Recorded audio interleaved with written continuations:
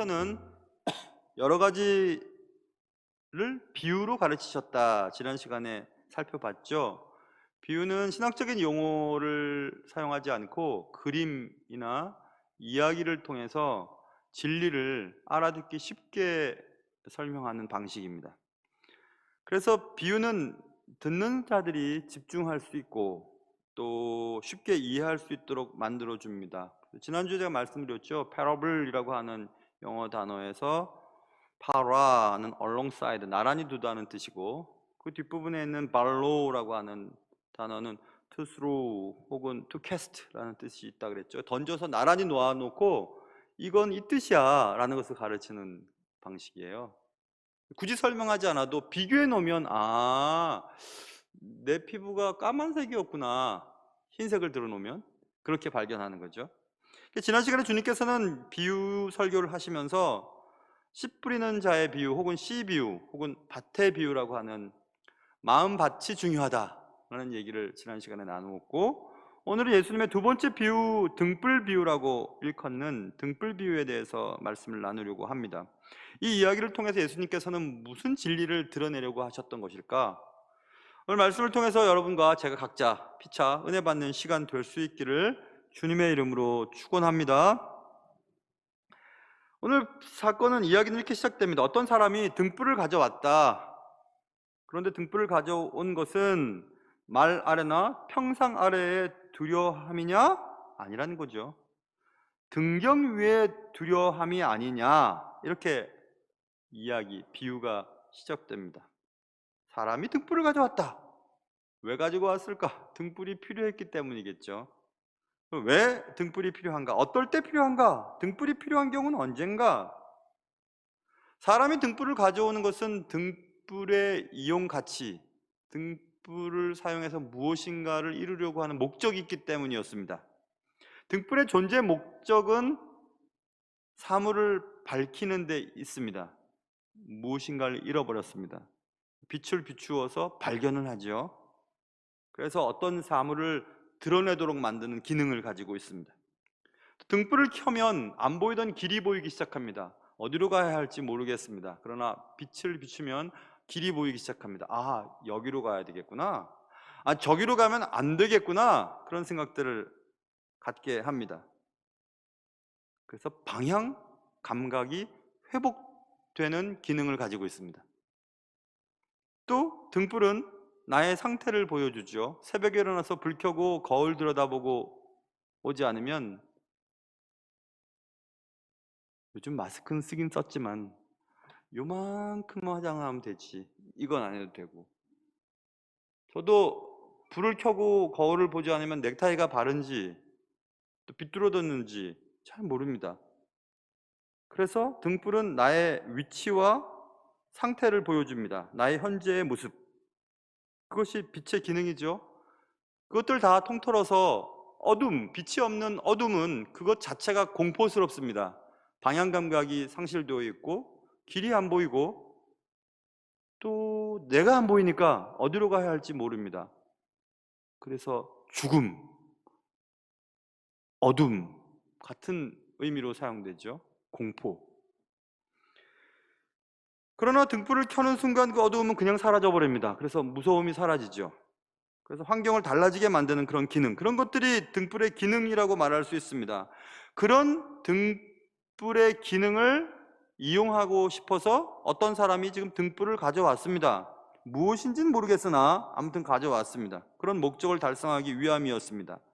자, 등불이라고 하는 이야기를 던져놓은 것은 등불을 설명하려고 한 것이 아니라 등불이 가진 기능과 속성과 목적과 존재의 이유를 통해서 무엇인가를 드러내려고 합니다. 그 비유라고 말씀드렸잖아요. 그럼 우리는 등불을 통해서 비유하신 그 목적과 진리를 발견해야 하죠. 그렇다면 등불이라고 하는 것이 성경에서 어떻게 쓰이는가, 빛이 어떻게 쓰이는가, 우리 잘 압니다. 시편 119편 105절에서 주의 말씀은 내 발의 등이요 내 길의 빛이니이다 말씀하면서 내가 걸어가는 길 앞에 등은 내 길을 비춰주는 빛이다, 이렇게 말씀했습니다. 그러니까 그게 등불은 곧 말씀이다 이겁니다. 말씀이 그런 역할을 하는구나. 말씀이 내 존재를 파악하게 하고 방향 감각을 상실했을 때 방향을 잡게 하고 잃어버린 것들을 찾게 만드는 그런 기능을 하는구나. 결국 말씀이다. 등불은 말씀이다. 그 말씀은 뭘 말하는 것인가? 요한복음 1장 1절부터 4절까지 참빛 세상에 오신 예수님을 말하는 것이다. 빛은 예수님이에요. 성경에서 빛은 빛이 빛과 어두움을 대비했을 때 예수님과 벨리아를 대비시키지요. 예수님을 말하는 것입니다. 예수님. 그러면 예수님은 빛이고 빛은 등불이다. 말씀이다. 그럼 예수님을 빛이라고 할 때 예수님의 뭐 때문에 예수님 빛이라고 하는가? 그것은 예수님의 나심과 사심과 죽으심과 부활하심과 승천하심과 다시 오심이라고 하는 예수님의 사건, 예수님의 사건이 우리에게 방향감각을 상실한 우리에게 길을 보여줍니다. 어떻게 살아야 할지를 알려줍니다. 죽음의 공포를 해결해 줍니다. 그런 기능을 갖는다. 결국 등불은 말씀이고 말씀은 예수님이고 예수님은 예수님의 복음에 대한 얘기를 하는 것입니다. 다시 말하면 예수님의 복음을 받은 그리스도인들로 또 이해를 할 수가 있습니다. 복음을 믿고 사는 그리스도인. 자, 그래서 이렇게 생각할 수 있습니다. 내 삶에서 요즘 길이 보이지 않습니다. 그렇다면 이제 등불이 필요할 때가 되었습니다. 이렇게 내 상태를 확인하고 싶습니다. 내가 지금 잘 가고 있는지, 내가 죄인인지 죄인이 아닌지, 내 삶이 옳은지 그른지 어떻게 알 수 있을까? 말씀의 빛에 비춰봐야 합니다. 예수 앞에 서야 합니다. 이제 예수님이 필요할 때가 됐구나. 이렇게 어둠으로 인해 공포심에 빠져 있습니다. 죽음 때문에 걱정이 됩니다. 이러다가 망하는 거 아니야? 라고 하는 공포심에 빠져 있을 때 우리는 등불이 또 필요합니다. 예수님이 필요합니다. 그래서 여러분과 저에겐 등불이 필요합니다. 말씀이 필요합니다. 예수님이 필요합니다.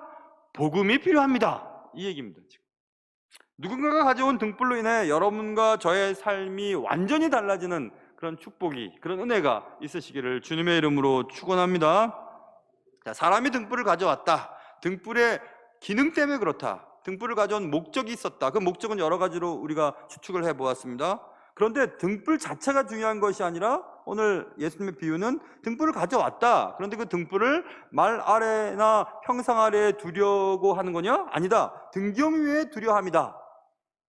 이렇게 주님이 말씀하셨습니다. 여기서 말 아래, 말은 모을 그릇을 말합니다. 그릇, 대접. 그러니까 등불을 가져왔는데 가져온 등불 위에다가 그릇으로 덮어놓는 사람이 어딨냐? 그렇게 말하고 있고, 평상은 침대를 말해요. 침대 아래에 감춰두는 사람이 어딨냐 세상에. 그러려고 등불 갖고 왔냐? 등불의 목적은 뭔데? 잃어버린 것을 찾고 내 상태를 발견하고 어둠을 쫓아내려고 그러는 거 아니야? 그런데 침대 밑에 숨겨놓는 사람이 어딨어? 아니, 등불은 등경 위에 두는 거 아니냐? 등경은 등잔대를 말합니다. 스탠드를 말해요.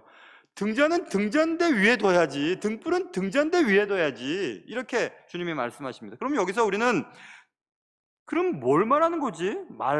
평상, 등경을 뭘 말하는 것이지? 역시 비유라고 말씀드렸죠. 비유를 그냥 직접적으로 그냥 그 단어 뜻을 이해하면 안 되고 비유로 설명하신 주님 목적을 알아야 되죠. 이 본문 말씀을 여러분 많이 들으셨을 겁니다. 설교도 들으시고 저도 많이 들었습니다. 근데 잘 이해가 안 됐어요. 뭐 때문에 이런 말씀하셨는지. 미국의 그 위스콘신 중서부 쪽이죠. 중부에서 동부 쪽으로 좀 더 이동되나요? 그 위스콘신 주가 있고 밑에 일리노이 주가 있어요. 시카고가 있는 일리노이. 그러니까 위스콘신과 일리노이 그 지도를 본다면 좌측에, 우리 쪽으로 보면 좌측에 아이오와 주가 있거든요. 아이오와 주에 임마누엘 바이블 칼리지라고 하는 꽤 괜찮은 학교가 있습니다. 임마누엘 바이블 칼리지. 물론 시카고에는 무디 바이블 인스티튜트, 무디 바이블 칼리지가 있지만 그 아이오와주에는 그 학교가 있는데 거기 총장님이 계세요.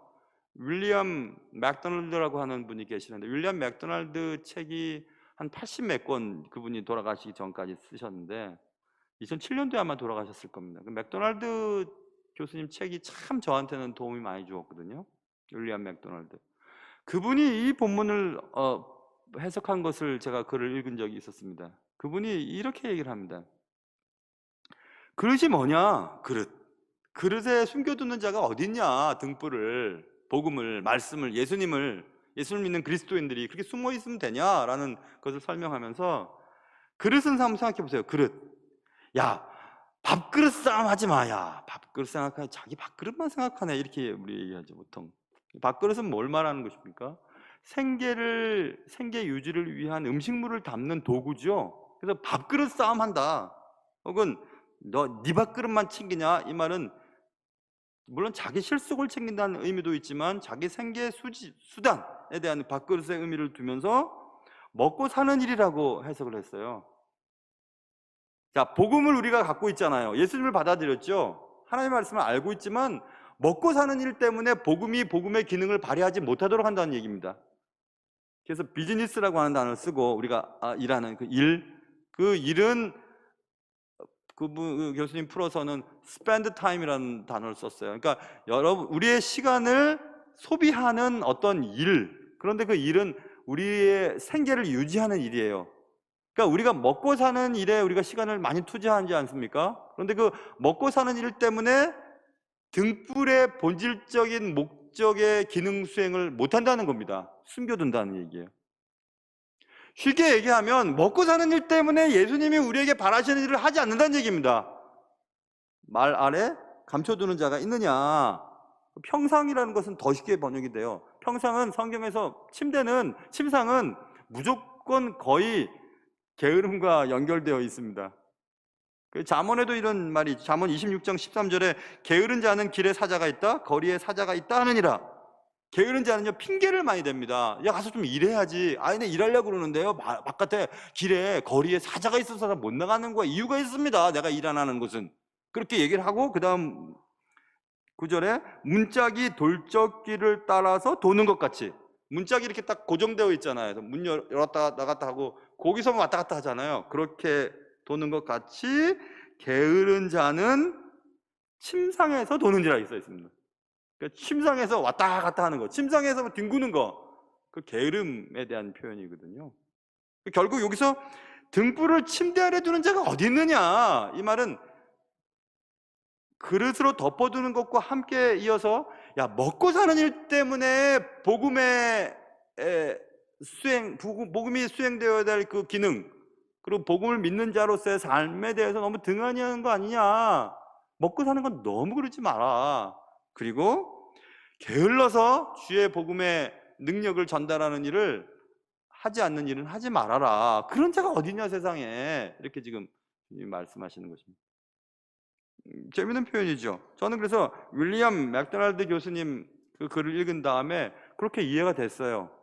아, 그렇구나. 하나님의 말씀을, 복음을, 예수를 믿는 그리스도인의 삶이 생계 유지, 먹고 사는 일 때문에 너무 그냥 치거나 혹은 게으름 때문에 하나님 내게 맡기신 사명을 감당하지 못하는 일들이 얼마나 많았나. 예수님 그렇게 말씀하시는 것입니다. 그렇게 하는 자가 어딨냐. 등불은 스탠드 위에 둬야지. 등잔대에 둬야지. 이 말은 등불은 존재하지만 여전히 무용할 수 있다는 것입니다. 언제 무용하는가? 그것은 등불이 제자리에 있지 않을 때 무용지물이라는 뜻입니다. 결국 예수님께서 마태복음 8, 7장에도 이런 말씀을 하셨습니다. 거룩한 것을 개에게 주지 말며 너희 진주를 돼지 앞에 던지지 말라. 거룩한 것과 진주는 복음이에요. 하나님의 말씀이에요. 그것을 거룩하다는 것, 그리고 진주라고 하는 단어로 설명했는데 그것을 개에게나 돼지에게 던지지 말아라는 겁니다. 왜냐하면 그 귀한 것, 가치 있는 것을 모르는 개나 돼지는 먹을 것을 기대하다가 거룩한 것, 진주를 던진 손을 보면서 그 다음에 이렇게 써있어요. 그들이 그것을 밟고 돌이켜 너희를 찢어 상하게 할까 염려하라. 먹을 건 줄 알았는데 아무것도 아닌 거예요. 근데 가치는 되게 높은 겁니다. 그런데 돼지나 개에게는 그 필요 없잖아요. 그러니까 막 발로 맞는 겁니다. 먹을 것도 아니다 하면서 먹을 것을 준 손을 공격하는 겁니다. 찢어 상하게 하는 거죠. 뭐 이딴 걸 주는 거야? 이런 겁니다. 아유, 참 보통 어머님들은 시장에서 좋은 거 이렇게 좀 싸게 사가지고 요즘 같으면 호박잎 사서 데쳐가지고 강된장 좀 넣고 청국장 끓여서 끓인 다음에 맛있는 고추를 착착착착 썰어서 넣고 깨소금 약간 쳐야 되나요? 하고 막 맛있게 켜놓고 밥도 이제 막 쳐가지고 이제 무쇠솥에서 막 퍼서 내가 왜 침이 넘어가니? 그래서 이제 막 맛있게 딱 해놨는데 아들이, 딸이 혹은 남편이 나 바쁘다고 오늘 되게 바쁘다고 막 가버렸어요. 그러면 얼마나 화가 납니까? 그래가지고 화가 나고, 그래 먹기 싫으면 먹지 마라, 여기 있는 걸 다 먹어갖고 엄마들이 살찌는 이유가 그런 것 때문에 그런 거 아닙니까? 똑같습니다, 여러분. 목회자들도 하나님의 말씀을 전달하기 위해서 얼마나 했습니까? 목회자들이 설교하는 거 다 창작 아닙니까? 매번 창작하는 거 아니에요. 창작만큼 힘든 게 어디 있어요? 매번 새로운 걸 만든다는 것이.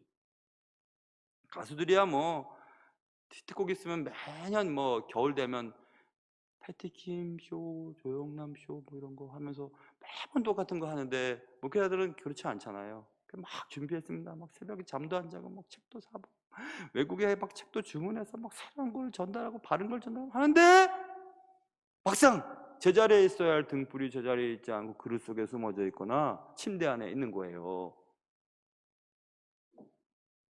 그리고 아이고 왜 이렇게 빨리 끝나지 않지? 왜 이렇게 오늘 시간을 이렇게 많이 하지? 목사님 목소리가 갈라지는 거 보니까 뭐 힘든 일 있었나? 막 이런 식으로.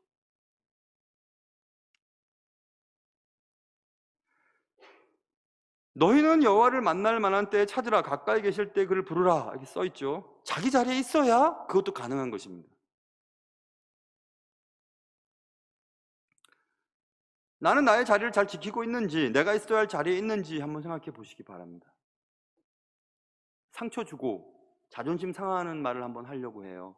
제가 만약에 목사들이 권사님을 딱 만나요. 권사님 요즘 좀 기도 좀 나오셔야죠. 기도, 아이고 권사님 기도에 나오셔야죠.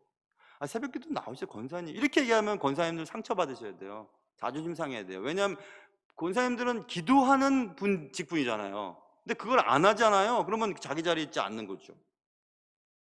예를 들면 그렇다는 겁니다. 장로님 그 예배 잘 참석하시고 그래도 공예배 때 계시고 그렇게 해야 되지 않아요? 막 담임 목사 얘기했다 그러면 상처받으셔야 돼요. 자존심 상해야 돼요. 왜냐면 자기 자리에 있지 않음을 얘기하는 거니까. 목사가 세상 일에 관심이 많아요. 돈 모으고 뭐 재산 불리는데 관심이 많아요. 목사가 말씀 속에 빠져 있지 않아요. 그러면 누군가가 목사님 말씀 좀 보셔야죠, 이렇게 얘기했다면 상처받아야 돼요. 자기 자리에 있지 않기 때문에 그런 말을 하는 거니까. 세상 사람들이 기대하는 것이 있습니다. 우리에게 기대하는 것이 있어요. 저 사람은 저런 정도니까 이렇게 살아야 된다고 하는 그런 기대감이 있거든요. 근데 그렇게 살지 않을 때 세상 사람들이 실망하거든요. 제가 부교육자 때 우리 교회처럼 그 교회도 참 좋은 교회입니다. 목사님들도 많으시고. 근데 부목사님들끼리 이렇게 사택에 모여 살았거든요. 바로 교회 옆에였어요. 근데 부목사님 중에 키가 큰 목사님이 있었어요. 키가 커요. 키 크고 등치도 좋고. 어느 날 막 시끄러워서 내가 봤더니 옆집 아저씨랑 싸우고 있었어요. 옆집 아저씨가 화분에 물을 주는데 이렇게 호수를 이렇게 주는데, 주다가 호수 물이 이쪽 무목사님 집으로 막 튀어나가고 막 그랬어요. 그럴 수 있잖아요. 바로 붙어 있으니 다. 예.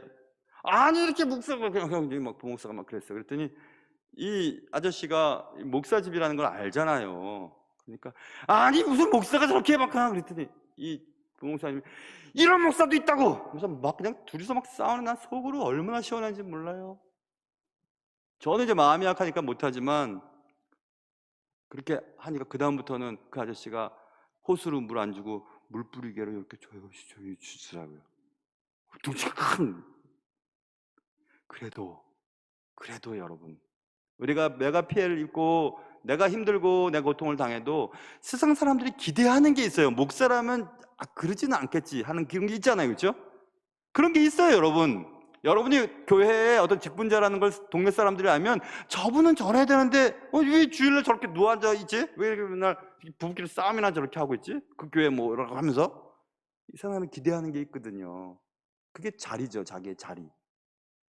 자기 자리를 지키지 않으면 세상 사람들이 이상하게 생각합니다. 다 자리들이 있는 겁니다. 자기 자리가 있어요. 그 자리를 지켜야 되는 겁니다. 자신의 자리가 있습니다. 인생도 마찬가지죠. 저는 세상을 살면서 똑같은 소리를 한 3번 정도 들었습니다. 제 마음속에서 울리는 소리였습니다. 하나님의 말씀이셨어요. 그 말씀은 엘리야가 들은 말씀이었습니다. 엘리야가 하나님의 사역을 잘 감당하다가 목숨이 위태롭자 도망가죠. 밤낮으로 도망갑니다. 도망가서 어느 굴 속에 들어가고 앉아 있습니다. 그리고 하나님께 불평합니다. 하나님, 나밖에 안 남았습니다. 다 세상 사람들이 날 다 지금 죽이려고 합니다. 어떻게 나만 남았습니까, 주님? 그리고 내가 한 일은 이제 됐습니다. 이제 족합니다. 하나님 나 데려가 주십시오. 하고 불평을 늘어놓습니다. 엘리야가. 그러자 주님께서 말씀하시죠. What are you doing here, 엘라이자? 물어봅니다. 야, 엘리야야, 너 여기 뭐야? 여기 왜 있냐? 여기 너 지금 뭐 하고 있냐? 이렇게 얘기합니다. 너 지금 여기 있을 자리냐? 네가 해야 될 일이 이거냐? 이 구석에, 이 굴 속에 이렇게 있는 거니? 이게 네가 있을 자리야? 라고 주님 말씀하세요. 그런 소리를 제가 인생에 한 3번 정도 들었습니다. 야, 나무야, 너 지금 여기 있을 시간이 없다. 네가 있을 자리는 여기가 아니라 저기다. 이렇게 말씀하셨던 소리를 한 3번 정도 들었거든요. 여러분은 어떠세요? 하나님이 여러분에게 지금 말씀하신다면, 그래, 잘했다, 그래, 너 자리를 잘 지키고 있구나. 세상 사는 것 때문에, 또 게으름 때문에 있어야 할 자리에 있지 아니하고 네 맘대로 살아가고 있는, 복음의 위치를 감추고 있는, 등불은 있으나 등불의 기능을 감당하지 못하는 인생을 살고 있지는 않은지라고. What are you doing here? 나무, What are you doing here? 엘라이자, What are you doing here? 하고 여러분의 이름을 부르고 계시는 않은지 한번 생각해 보시기를 바랍니다. 등불의 위치가 중요해요. 등불 자체가 빛을 드러내지만 등불의 위치가 잘못되어 있으면 등불이 있으나 마나 합니다. 자기 자리에 있어야 합니다. 그래서 마태복음 5장에 주님께서 이같이 너의 빛이 사람 앞에 비치게 하여 그들로 너의 착한 행실을 보고 하늘에 계신 너희 아버지께 영광을 돌리게 하라, 이렇게 써 있습니다. 사람 앞에 비춰야죠. 등불은 비치도록 만들어 주어 있는데 비추지를 않아요. 생계 유지, 게으름, 그리고 빛이 감춰져 있습니다. 예수님이 드러나질 않습니다. 반대도 있죠. 한참을 직장 사람들과 사업체 거래자들과 막 얘기하면서 어쩌다가 교회 얘기를 하다가 나 교회 다니, 아니 당신 교회 다니는 사람이었어요? 뜻밖이네요. 이런 얘기를 듣는다면 진짜 불행한 사람들. 혹은 이렇게 일을 하다가 역시 당신 예수 믿는 사람이 맞군요. 내가 그럴 줄 알았어요. 여러분, 당신 하는 거 보니까 어쩌면 이렇게 정직하고 짜증도 안 내고 그렇게 즐겁게 지내요. 그래요, 맞아. 나 당신 예수 믿는, 교회 다니는 사람인 줄 알았습니다. 이렇게 혹시 얘기를 들으시는지. 자기 자리에 있어야 되는 겁니다. 지금까지 우리는 등불의 목적과 등불의 위치에 대해서 살펴보았습니다. 그러나 오늘 본문 속에서 감춰져 있는 것이 하나 있습니다. 그것은 제 아무리 등불이 자신의 사명을 다하고 제자리를 지킨다 해도 계속해서 지속되지 않는다면 결국 큰 영향을 발휘할 수가 없죠. 막 공부하려고 하는데 전기가 나가버리는 경우, 뭘 찾으려고 후레쉬를 비췄는데 후레쉬의 건전지가 끊어버렸어요. 등불은 존재하지만, 등불의 위치는 바르지만 등불의 기능을 발휘하지 못하는 것은 등불을 계속 켜줄 원료가 없을 때, 연료가 없을 때 그런 거 아니겠어요? 이때 이 등불은 기름 등불입니다. 기름은 여러분과 제가 잘 아는 것처럼 성령이에요. 하나님의 말씀이 내 안에 살아있고 예수를 믿고 우리가 예수 믿는 사람으로 살아가지만 우리가 세상 속에 빛으로 살아갈 수 없을 때가 언제냐면 성령의 도움이 없을 때입니다. 제 아무리 성경 지식을 많이 안다고 해도 성령의 도우심이 없으면 우리의 삶을 통해 누군가에게 어둠을 밝히고 그들의 삶에 유익을 주고 갈팡질팡하고 있는 사람들에게 길을 찾아주는 그런 일을 할 수가 없다는 사실입니다. 저는 그래서 이 본문을 통해서 등불을 계속해서 유지하는 연료, 기름의 중요성도 강조해야 되겠다는 생각을 하게 되었습니다. 성경에서 기름은 아까 말씀드린 것처럼 성령님입니다. 성령님의 도우심이 없는 말씀, 성령님이 도우심이 없는 복음 전도, 성령님이 함께 하시지 않는 설교, 성령님이 도와주시지 않는 인생의 삶은 아무 영향력을 발휘할 수 없다는 사실입니다. 자, 그래서 우리 부목사님들과 거의 특별한 일 없으면 같이 점심을 먹어요. 점심 먹고 차 마시면서 이런저런 얘기를 해요. 제가 주님 앞에 기도한 게 있거든요. 이 충신교회라고 하는 로컬 처치, 지역 교회의 담임으로 섬기지만 저와 함께 사역하는 교역자들을 한국 교회 좋은 목사님들로 서로 영향을 주면서 성장하는 일도 제가 갖고 있는 꿈이거든요. 그래서 저와 함께 사역했던 분들이 사역을 잘하고 한국 교회에 선한 영향을 끼치는 것이 저의 또의 꿈이에요. 그래서 정말 얘기 많이 해요. 얘기 많이 하는데 그 중에서 제일 강조하는 게 뭔지 아세요? 설교자들이 말도 어눌할 수 있고 발음도 잘못될 수 있고 뭐 사투리도 나올 수 있고 여러 가지 것들은 뭐 그냥 고치면 되지만 말씀을 말씀대로 전하지 않으면 안 된다. 결국 말씀하는 것으로 증명한다. 설교자는 설교를 통해서 자신을 드러낼 수 있다. 드러낼 수밖에 없다. 이런 얘기를 합니다. 그러면서 C.S. 루이스가 그의 문학 작은 책이에요. 작은 책에서 얘기했던 얘기를 자주 합니다. 말씀을 사용하지 말아라. 네가 하고 싶은 얘기, 당신이 하고 싶은 주제를 설명하는데 말씀을 뽑아서 사용하지 말고 말씀을 그냥 받아라. 사용하지 말고 수용해라. 말씀을 수용하고 수용한 말씀들을 그냥 전해라. 그냥 전하면 그게 말씀 자체가 능력이 나타나는 거지. 말씀을 뭐 이렇게 어떻게 재밌게 하고 뭐 어떻게 하고 그게 거기에 지금 목적을 두는 것이 아니라 말씀을 있는 대로 전해라. 그냥 제대로 전하면 하나님이 그 말씀 다 들어가게 하신다. 그래서 사용하지 말고 수용해라. C.S. 루이스의 말이에요. 그 얘기를 제가 자주 합니다. 자주.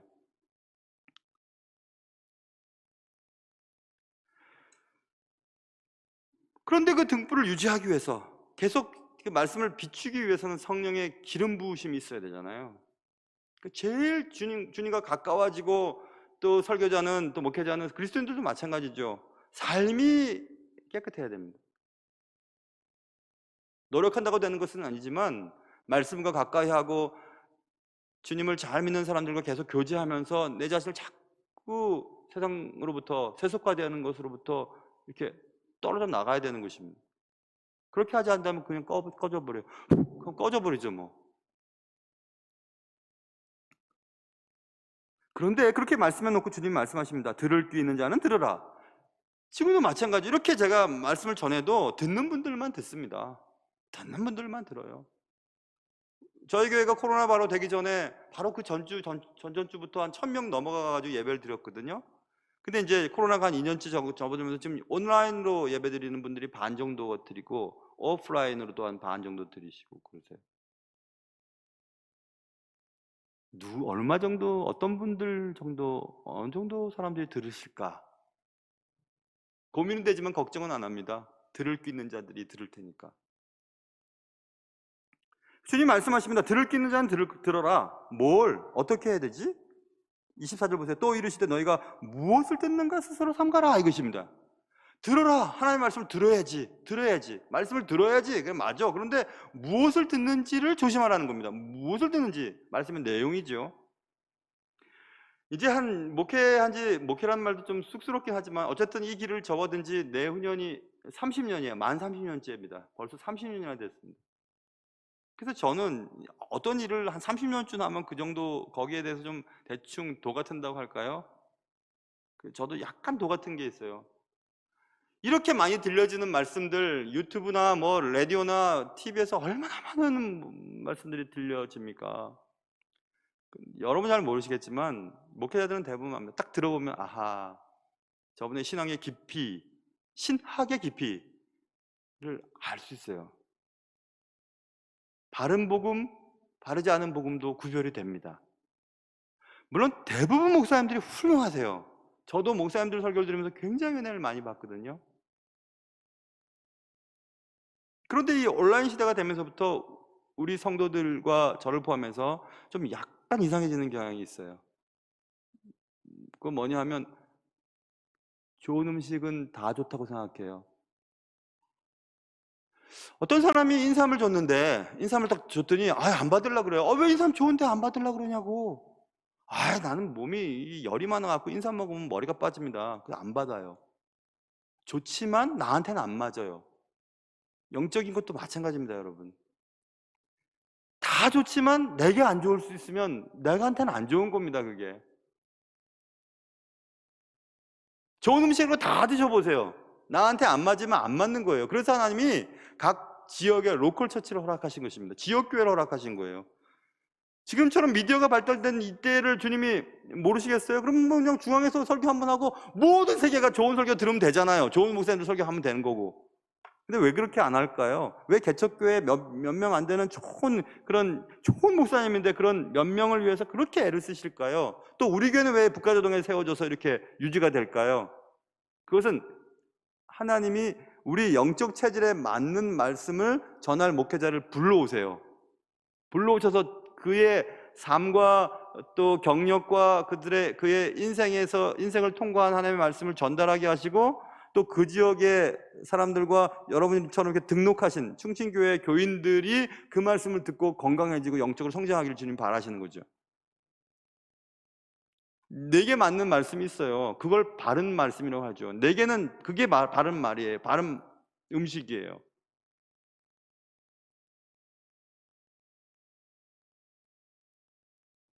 그래서 바른 것을 들어야 된다. 이게 무엇을 들을까라고 것은 영어에서 what이죠. 뭘 들어야 되지?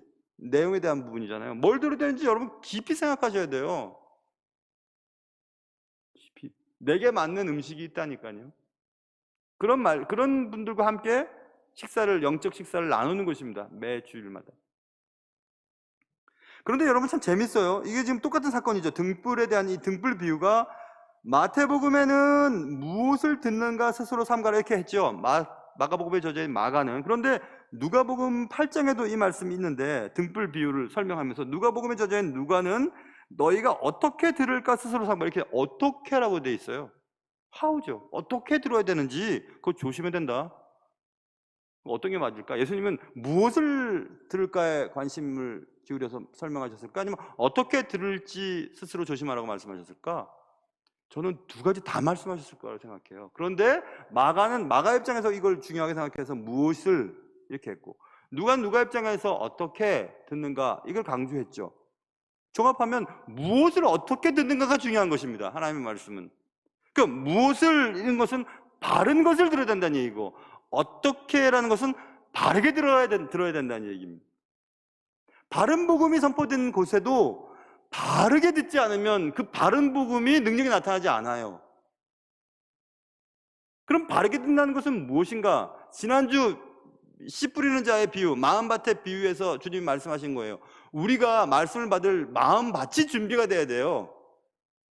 그럼 뭐겠어요, 여러분? 말씀을 듣는 그 시간에 최고의 나의 컨디션을 유지할 수 있도록 맞춰가는 겁니다. 주일 말씀 듣는 시간에 최선의 여러분의 에너지가 집중될 수 있도록 그걸 맞춰가는 거예요. 여러분 생각해 보세요. 24시간의 그 많은 시간 동안에 그 많은 시간들을 보내면서 왜 하필이면 말씀 듣는 시간에 졸리느냐 하는 겁니다. 왜 말씀 듣는 시간을 가는 것이 그렇게 아까운 거냐 이겁니다. 말씀 듣는 몇 분 시간이 왜 그렇게 길게 느껴지냐 하는 것입니다. 그건 우리 문제 아니에요? 우리 문제잖아요. 그것이 어떻게 들을까에 대한 문제입니다. 어떻게? 바른 복음을 바르게 들어야 된다. 들을 끼는 자는 들어라. 주님이 이렇게 말씀해 주셨습니다.